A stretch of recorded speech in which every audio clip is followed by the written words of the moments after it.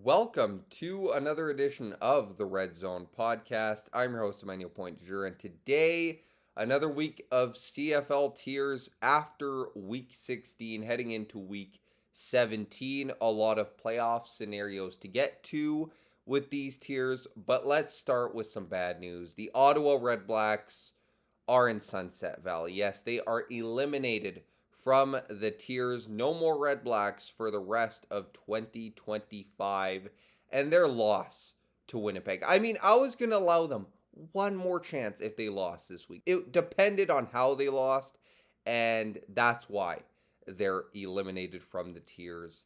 When you look at the box score, I mean, Drew Brown had a fantastic game. I mean, yes, the 2 interceptions, but 406 passing yards and 2 touchdowns.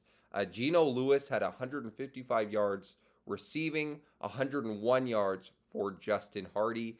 Crazy that none of them had a touchdown. It was actually Braylon Addison and Khalil Pimpleton, but Ottawa kept shooting themselves in the foot. Devontae Dedmon on a return, I think, had a fumble. And then Lewis Ward went 1 for 3 on field goals. A very uncharacteristic day for Lewis Ward. And then here's where your soul gets ripped out. I mean, 54 yards for Chris Streveler passing the football. 54 on only 8 passing attempts. And he wasn't even that efficient. He was 3 for 8. You just can't lose a game like that, especially in the CFL where it's such a passing league. And it's not like Winnipeg killed them on the ground. I mean, yes, in yards they did, but 20 carries for 100 yards for Brady Oliveira, that's fine. You'll live with that. 11 carries for 72 yards for Chris Streveler and a touchdown. That's okay. I mean, you'll live with that.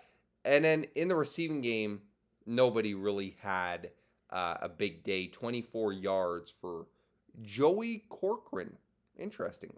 So just a bad loss for the Ottawa Red Blacks, putting them into the elimination zone or Sunset Valley for the rest of the year. So no more Ottawa on the tiers.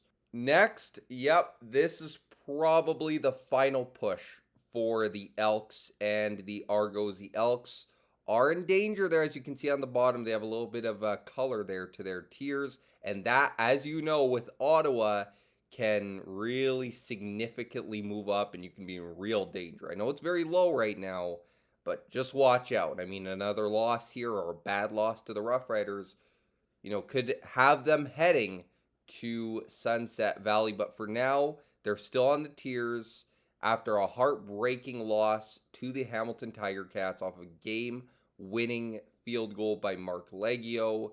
And then for Toronto, it was a low-scoring loss to Montreal, but without Nick Arbuckle or Chad Kelly. I don't know if Chad Kelly will be back maybe soon, who knows, but with how Nick Arbuckle is playing, I would think he'll probably be the starter. I think he is this week against the BC Lions, but 2 very must-win games for these 2 teams. We will see what happens there. Next up, Wild Wild West. The Calgary Stampeders, the BC Lions, and the Winnipeg Blue Bombers. 3 teams, 1 tier. For BC and Winnipeg, they're both fighting it out for the 3rd spot in the West Division. Both teams sitting at 7-7 respectively. For Winnipeg, they come off of a weird win, as I mentioned, against Ottawa. However, you can take it, you'll take it. Only 54 yards passing, 1 interception on the day for Chris Streveler. Had a pretty good running game, though, with Brady Oliveira and Chris Streveler combining for 172 yards and a score. So you'll take that. You'll take a win there. Zach Collaros returns to the lineup this weekend after missing the last couple weeks with a head injury. So glad to see that he is back in the lineup, and we'll see what they can do. For BC, they come off of a 50 burger against the Calgary Stampeders. Yes, 52 points. Nathan Rourke continues to play fantastic football down the stretch here. His passing game is on. The running game is on. I mean, shoot, you can run those read options with Nathan Rourke if you wanted to, because he has been running the football. He has underrated speed.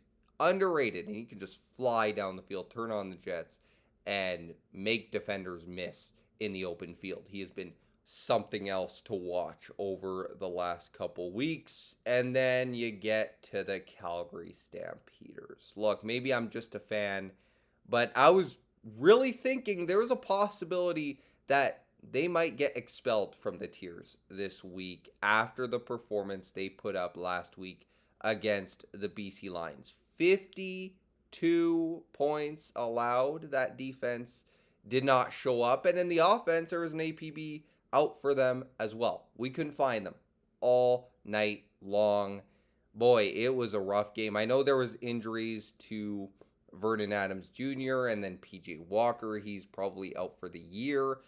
It was just really, really bad. It got to the point where Quincy Vaughn was in after taking no first team reps at all, or no real significant reps. So they just, hand the ball off every single time. I think he only had one passing attempt. But getting to Vernon Adams Jr., it has been just really, really bad. Not VA type football that we're used to seeing.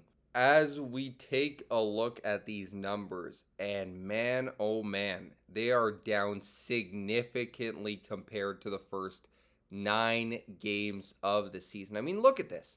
57 completion percentage, which is down 9.7%, 172 yards, which is a far cry from what he was putting up in the first 9 games. 1 touchdown pass to 2 interceptions, 7.6 yards per pass, which he's like averaging 10 over 10, so that's way down.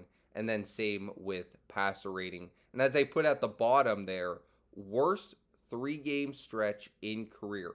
And this is by far the worst 3-game stretch. He has just been playing bad football. If it was just below average, it would have been fine. Maybe they could get some wins. But he needs to really turn it around, because over the last couple of games, it just has not been the football that we're used to seeing him play out there. He's missing on throws, trying to throw it into double coverage. I think it's probably best for him to use his checkdowns. He's not using them enough. So with that said, if there's any game where he can have a good game, hopefully it is today. It won't be easy because it's Montreal in Montreal. And if you are a Stamps fan, you know that getting wins in Montreal is very, very tough. They typically don't play well there. So we'll see what happens. Dedrick Mills could surpass 1,000 yards in this game. He only needs about 48 more yards. So I would think the running game is going to be a big factor in winning this football game for the Calgary Stampeders. Good luck to him. I think he should be able to do it. Sitting in a tier by themselves are the Hamilton Tiger Cats. They're on a 3-game winning streak, and now it's time to clinch. And there are some scenarios for the Tiger Cats, not only to clinch a playoff spot, but to also clinch that division title and host an Eastern final at Hamilton Stadium. Very important. But here is the scenarios.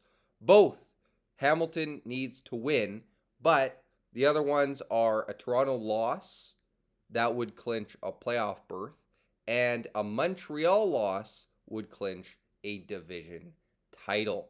So we'll see what happens this weekend with all of these teams, and if they can clinch that Eastern final bye. The other scenarios in the West Division, I forgot to mention this, but with a Calgary win, Toronto loss, and Edmonton loss, Calgary clinches a playoff berth.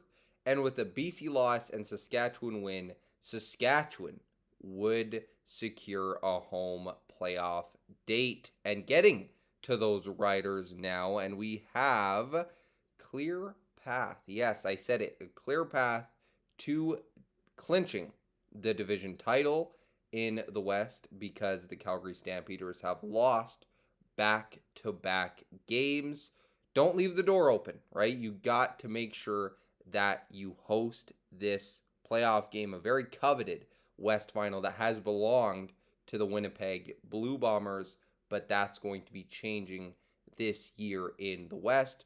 Can Saskatchewan lock it down? We'll have to wait and see. But that will do it for this edition of CFL Tiers heading into week 17. Let's get to my quick picks for week 17 in the CFL, starting with the Stamps at Alouettes. Calgary struggles in Montreal. I'm going to pick the Owls to win this game, but hopefully the Stamps can have a better game than they've had the last couple weeks. I think this is a must play well game for the Stamps.